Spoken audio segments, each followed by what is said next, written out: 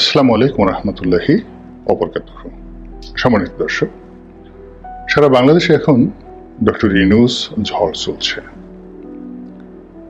জাতিসংঘ সাধারণ পরিষদের বৈঠকে যোগ দিতে গিয়ে তিনি যে বৈঠকগুলো করেছেন, যে প্ল্যানারি সেশন বলা হয়, তো সেই প্ল্যানারি সেশনগুলোর যে video footage, audio footage, still ছবি, এগুলো যেভাবে ভাইরাল হচ্ছে,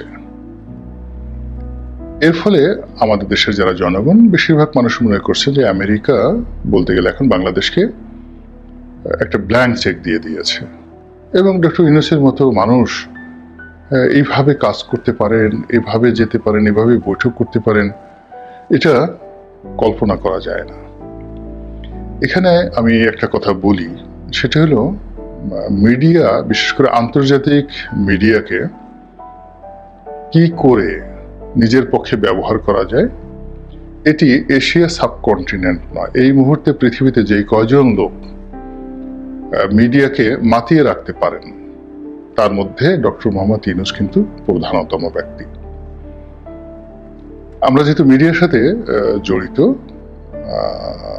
তো এই বিষয়টি আমরা বুঝতে পারি এবং মিডিয়াই মূলত তাকে আজকের এই পর্যায়ে কিন্তু নিয়ে এসেছে। This is one. Second thing হলো, পশ্চিমা রাষ্ট্রগুলো যখন কাউকে মনোনীত করে, যেমন ধরুন আপনাকে মনোনীত করল, তো এরা অনেক সময় 9-10 বছর থেকে, কারো ছেলের বয়স যদি 9 বছর বা 10 বছর হয়, এমনও দেখা গিয়েছে এই বয়স থেকে তাদেরকে টার্গেট করে। এবং বিশেষ করে ধরুন সৌদি আরবে তাদের যে কৌশলগত পার্টনারশিপ রয়েছে, মধ্যপ্রাচ্যে সংযুক্ত আরব আমিরাতে কৌশলগত পার্টনারশিপ রয়েছে, এই সকল দেশে তারা কোনো রাজপরিবারের সদস্যকে যদি দেখে, হি ইজ ভেরি প্রসপেক্টিভ, ভালো স্পোর্টসম্যান, লিডারশিপ কোয়ালিটি রয়েছে এবং ব্লাড লাইনে ক্ষমতা আসার সম্ভাবনা রয়েছে, তো তাদেরকে তারা সেই স্কুল জীবন থেকেই রিক্রুট করতে থাকে এবং তাদেরকে পরবর্তীতে ক্ষমতায় বসানোর জন্য তারা বিনিয়োগ করে এবং অনেক বেশি বিনিয়োগ করে এবং বিনিয়োগ করার পর যখন সেই সকল লোকজন ক্ষমতায় বসে, আর সুদে আসলে সেই সকল বিনিয়োগগুলো তুলে নেওয়া হয়। আপনাদের অনেকের মনে আছে, প্রথম মহাযুদ্ধের পর যখন এই বাদশাহ আবদুল্লাহ, এখন যে আবদুল্লাহর দাদা, ওনার নামও ছিল বাদশাহ, মানে আবদুল্লাহর দাদার বাবা, তো শরীফ হুসাইন। তো এই শরীফ হুসাইন উনি ছিলেন অটোম্যান সাম্রাজ্যের সেই যে দক্ষিণ আরবের শাসক, অর্থাৎ জেরুজালেম, মক্কা, মদিনা, হেজাজ, মানে এই অঞ্চল, ইয়ামেন, এই পুরো অঞ্চলটির অটোম্যান সাম্রাজ্যের শাসক ছিলেন শরীফ হুসাইন। এবং যেহেতু ব্লাড লাইনে তিনি ছিলেন আহলে বায়াত, অর্থাৎ আল্লাহ রাসূলের বংশধর, তো এই কারণে মক্কা এবং মদিনার যারা সাধারণ জনগণ, তারা তার প্রতি ভীষণভাবে, যাকে বলা হয়, অনুগত ছিল। তো ব্রিটিশ সরকার করলো কি, এই শরীফ হুসেনকে তাদের এজেন্ট হিসেবে তারা রিক্রুট করলো এবং এই পুরো কাহিনীটি একটা সিনেমা তৈরি হয়েছে, দ্য লরেন্স অফ অ্যারাবিয়া, সেখানে দেখে নেবেন। তো সেই অনুযায়ী প্রথম মহাযুদ্ধ যখন শুরু হলো, তিনি বেইমানি করলেন, মারাত্মক বেইমানি করলেন এবং সেই বেইমানির ফলে কি হলো, এই অটোম্যানরা, তুরস্ক, এই মধ্যপ্রাচ্যে পরাজিত হয়ে গেল। তো মধ্যপ্রাচ্যের মিশর, তারপরে সিরিয়া, মক্কা, মদিনায় পুরো এলাকাটা, ইরাক, সব তাদের ছিল, পুরো মিডল ইস্ট তাদের ছিল। তো এখানে যখন এই পশ্চিমারা বিজয়ী হলো, তখন এরা লুটের মালের মতো সবকিছু ভাগাভাগি করে নিল। আমেরিকা বলল যে আমার কোনো রাজ্য দরকার নেই, আমাকে টাকা দাও। আমেরিকা টাকা নিয়ে নিল, ফ্রান্স সিরিয়া নিল, বৈরুত নিল, লেবানন নিল, আবার কদিন পর এগুলো আবার তারা ব্রিটিশদের কাছে বিক্রি করে দিল। তো এই যে অবস্থা, পশ্চিমাদের যে অবস্থা, সেই অবস্থা আবার তারা কি করে, কথা দিয়ে অনেক সময় কথা রাখে না। তো তারা শরীফ হোসেনকে ক্ষমতায় বসানোর জন্য, রাজত্ব দেওয়ার জন্য তারা কথা দিয়েছিল, কিন্তু নিজেরা ভাগাভাগি করে আর শরীফ হোসেনকে কোনো ক্ষমতা দেওয়া হলো না। তার দুই সন্তানকে দুটো জায়গাতে ক্ষমতায় বসানো হলো, এবং এই শরীফ হোসেনের যে বিশ্বাসঘাতকতা, এটি আরবদের মধ্যে প্রচারিত হয়ে গেল, এবং এই জেরুজালেমে তাকে ছুরিকাঘাত করে এই ফিলিস্তিনি মুসলমানরা মেরে ফেলে।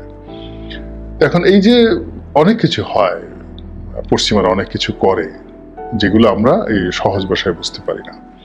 আপনি দেখুন, এই যে মালালা ইউসুফজাইকে তারা তৈরি করছে পাকিস্তানের জন্য, অনেক আগের থেকে তারা তৈরি করেছে, এবং পুরো ঘটনাটা মানে তার উপর বোমা হামলা, তার উপর যা কিছু, পুরোটাই কিন্তু সিআইএর একটা মাস্টার প্ল্যান অনুযায়ী সেখানে ঘটেছে। তো ডক্টর ইউনূস সাহেবের সঙ্গে পশ্চিমাদের যে সম্পর্ক, সেই সম্পর্কটা কোনো আত্মীয়তার সম্পর্ক না, এবং পশ্চিমারা কখনো স্বার্থ ছাড়া, কোনো মাস্টার প্ল্যান ছাড়া, কোনো সুদূর প্রসারী পরিকল্পনা ছাড়া কখনোই কোনো সম্পর্ক করে না। তো ডক্টর ইউনূসের সাথেও যে সম্পর্ক করা হয়েছে, সেই সম্পর্ক তারা সেই স্বার্থের কারণে করেছে। তো সেখানে এখন ডক্টর ইউনূসকে নিয়ে যে মাতামাতি করা হচ্ছে, সেই মাতামাতি করা হচ্ছে, এই মাতামাতির মধ্যে তারা কি করবে এখন পর্যন্ত আপনি আমি কল্পনা করতে পারছি না। এর কারণ হলো, লন্ডন বলেন, আমেরিকা বলেন, প্যারিস বলেন, ইউরোপের যে বড় বড় শহরগুলো, সেগুলো আমাদের অর্থে সেগুলো তৈরি হয়েছে। নেদারল্যান্ডের যারা লোকজন, তারা একসময় আমাদের দেশে ডাকাতি করতো, এমনকি ডেনমার্কের লোকজন আমাদের এই বঙ্গোপসাগর উপকূলে ডাকাতি করতো পর্তুগালের নাবিকরা পর্তুগিজ জলদস্যু রূপে। এরপর বহু বছর, প্রায় 50-60 বছর ডাকাতি করেছে ফ্রান্সের লোকজন, ইংল্যান্ডের লোকজন আমাদের এই পাক ভারত উপমহাদেশে। এরপর তারা ব্যবসা করার জন্য এসেছে। একটা সময় তারা ভাড়াটিয়া সৈন্য হিসেবে আমাদের এই দেশে রাজদরবারগুলোতে তারা কাজ করত, ইউরোপের লোকগুলো। তো মূল ব্যাপার হলো যে এই জিনিসগুলো জানতে হবে, যে আমরা একেবারে রাতারাতি খুব ছোট হয়ে গেছি, নট লাইক দ্যাট। আমাদের প্রায় 5000 বছরের ইতিহাস আছে, ঐতিহ্য আছে, এবং অবাক হয়ে যাবেন, আমাদের এখানে কয়েকটা বিশ্ববিদ্যালয়। 423 খ্রিস্টাব্দে পৃথিবীর 1 নম্বর বিশ্ববিদ্যালয়টা ছিল আমাদের এই বাংলা বিহার উড়িষ্যাতে নালন্দা বিশ্ববিদ্যালয়। গুপ্ত সাম্রাজ্যের সম্রাট কুমারগুপ্ত এটি প্রতিষ্ঠা করেছিলেন, এবং 700 ইয়ার্স এটি ছিল। ইখতিয়ারউদ্দিন মোহাম্মদ বিন বখতিয়ার খুলজির সময়টাতে এটি পুড়ে যায়, নষ্ট হয়ে যায়, পরবর্তীতে আর এটা এস্টাবলিশ করা যায়নি। তো এখন 423 খ্রিস্টাব্দে এমন একটা বিশ্ববিদ্যালয় খুঁজে বের করেন দুনিয়াতে, যেখানে 20,000 ছাত্র, তাও সবই আন্তর্জাতিক ছাত্র, ইন্টারন্যাশনাল স্টুডেন্ট, আর প্রতি 2 জন ছাত্রের জন্য একজন শিক্ষক, ডেডিকেটেড টিচার, 10,000 টিচার। এবং এই টিচার ছাত্রদের থাকা, খাওয়া, আবাসন, পড়াশোনা, লাইব্রেরি সবকিছু রাষ্ট্রীয় কোষাগার থেকে ব্যয় করা হতো। এই বাংলা বিহার উড়িষ্যার কোষাগার থেকে ব্যয় করা হতো। 700 বছর, 1-2 দিন নয়, 700 ইয়ার্স। তো অক্সফোর্ডের বয়স কত বছর, কেমব্রিজের বয়স কত বছর, হার্ভার্ডের বয়স কত বছর, নালন্দার সঙ্গে তুলনা করেন।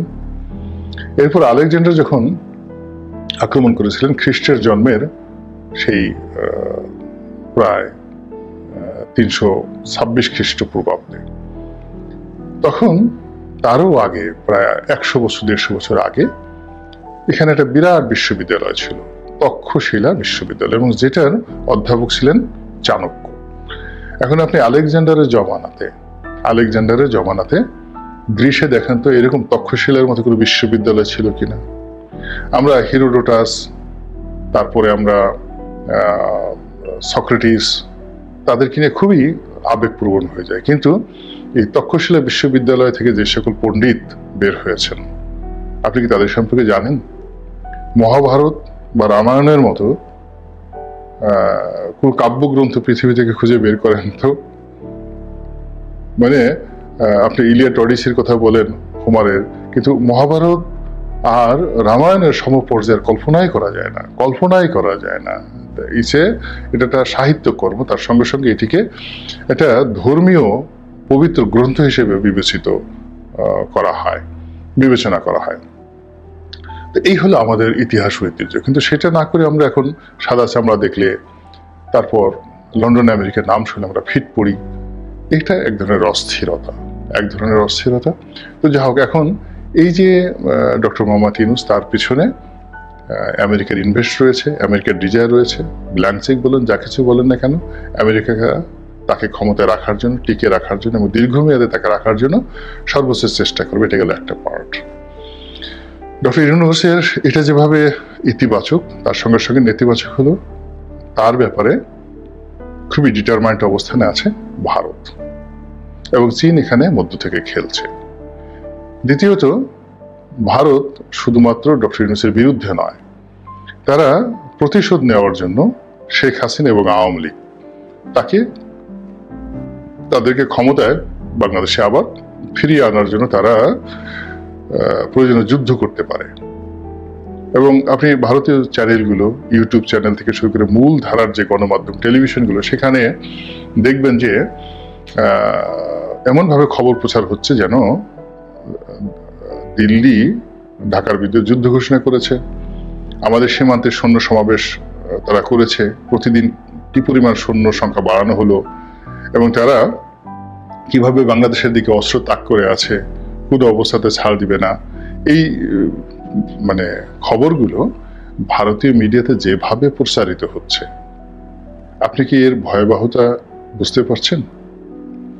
ভারতের মতো রাষ্ট্র আমাদের সাথে যখন দ্বন্দ্ব এবং সংঘাতে আসবে, ওটা মোকাবেলা করার জন্য আমরা মায়ানমারকে পেতে পারি, এমনকি আমরা চীনকেও পাবো না। চীন এখনো নৈতিকভাবে তার বন্ধুদের পক্ষে কখনো যুদ্ধ করেনি, অস্ত্রের একটা গুলিও ফুটায়নি। তারা শুধুমাত্র নিজেদের সীমান্ত রক্ষা করার জন্য কেবলমাত্র ভারতের সাথে হালকা পাতলা যুদ্ধ করেছে। কিন্তু যুদ্ধ যা করেছে তার চেয়ে বেশি অর্থনৈতিক কর্মকাণ্ড তারা ভারতের সঙ্গে রেখেছে চীন। তো চীন আমাদের বন্ধু হয়ে আমাদের সাথে ভারতের সাথে টেক্কা দিবে, ভারতের বিরুদ্ধে টেক্কা দেবে, এটা একেবারে অবাস্তব একটি বিষয়। 2 নম্বর হলো যে ভারতের সাথে ইদানিংকালে অনেকগুলো রাষ্ট্রের সম্পর্ক নষ্ট হয়েছে, যেমন শ্রীলঙ্কার সঙ্গে হয়েছে, নেপালের সঙ্গে হয়েছে, তারপর মালদ্বীপের সঙ্গে হয়েছে। কিন্তু এই রাষ্ট্রগুলোর যে ভৌগোলিক গুরুত্ব এবং এই রাষ্ট্রগুলোতে তারা কর্তৃত্ব হারানোর ফলে তাদের যে বিপত্তি দেখা দিয়েছে, তার চেয়ে কয়েক হাজার গুণ বিপদ এবং বিপত্তি দেখা দিবে যদি এখানে চীনের আধিপত্য বাড়ে, মার্কিন আধিপত্য বাড়ে এবং ভারতের যে কর্তৃত্বটি শূন্যে পৌঁছে যায়। এর ফলে কি হচ্ছে দেখুন, ভারতের যিনি রাষ্ট্রদূত তিনি পাগলের মতো ছোটাছুটি করছেন, নজিরবিহীনভাবে বিএনপির অফিসে যাচ্ছেন, জামাতের লোকদের সাথে বৈঠক করছেন, এবং এখন অনেকে রয়েছেন যারা দীর্ঘদিন ভারতের অপছন্দের লোক ছিল, এখন যদি তারা চান, ভারতে যেতে চান, নরেন্দ্র মোদীর সঙ্গে তারা সরাসরি বৈঠক করতে পারেন। অর্থাৎ বাংলাদেশকে তারা একেবারে যাকে বলে শীর্ষ জায়গাতে রেখেছেন, প্রায়োরিটির ক্ষেত্রে, অগ্রাধিকারের ক্ষেত্রে একেবারে শীর্ষ অবস্থানে। এখন তারা যে কোনো মানে তাদের যে ফরেন পলিসি, যে কোনো ফরেন পলিসির চাইতে বাংলাদেশে তাদেরকে একটা স্টেবল অবস্থা আসতে হবে, এবং এটা আওয়ামী লীগের হাত ধরে ইউনূসের বিরোধিতা করে এবং শেখ হাসিনাকে অথবা তার মনোনীত লোককে বাংলাদেশে পুনর্বাসিত করতে। এটা ডক্টর মোহাম্মদ ইউনূসের জন্য একটা বিরাট থ্রেট, এবং সেই থ্রেট তিনি জো বাইডেনকে দিয়ে মোকাবেলা করতে পারবেন না, বারাক ওবামাকে দিয়ে বা ক্লিন্টনকে দিয়ে পারবেন না, বা কিংবা পশ্চিমা মিডিয়াকে দিয়ে তিনি কিছুই করতে পারবেন না।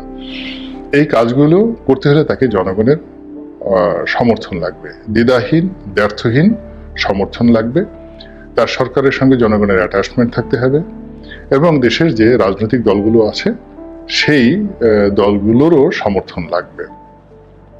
এবং সেটি ছাড়া যদি আমেরিকা বাংলাদেশে 10 ডিভিশন সৈন্য পাঠায়, ন্যাটো আরো 10 ডিভিশন সৈন্য পাঠায়, আপনি তো বুঝতে পারছেন 10 ডিভিশন মানে আমাদের একটা ক্যান্টনমেন্ট, একটা ডিভিশনে যেখানে জিওসি মেজর জেনারেল অধীন থাকে, এরকম 10 জন মেজর জেনারেলের অধীনে যে ডিভিশন থাকে, সেই 10টা ডিভিশন সৈন্য আমেরিকা পাঠালো, আর ন্যাটোর 10টা ডিভিশন, টোটাল 20 ডিভিশন সৈন্য বাংলাদেশে আসলো।